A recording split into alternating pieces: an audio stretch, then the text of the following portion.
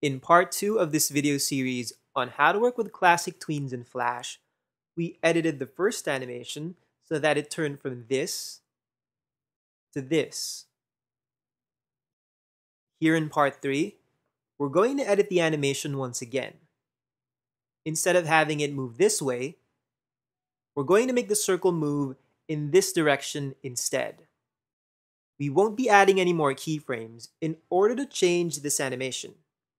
Instead, we'll just be editing the position of the circle in each of the already existing keyframes in our Flash animation. Let's begin. In the previous videos, I mentioned that these keyframes are like points that represent the position of the circle at a specific point in time. This first keyframe represents point A, which shows the circle here in this location. This second keyframe represents point B, and here we see the circle in this location. This third keyframe is for point C, and you see the circle here. And this last keyframe is for point D, where the circle has moved to its final location. If we want to change the movement of the circle in this animation, then we'll just have to change the location of the circle in each of these 4 points. We just change it from this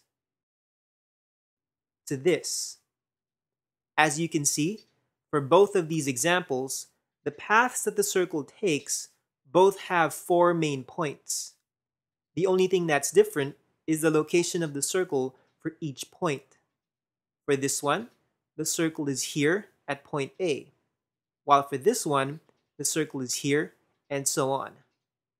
So if we want to edit the location of the circle at each point, all we have to do is go to each of the 4 keyframes and change the circle's position. So I'll click on the first keyframe and move the circle here. Then I'll click on the second keyframe and move the circle here. And then we have the third keyframe.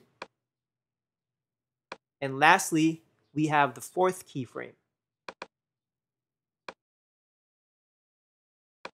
That's all we have to do.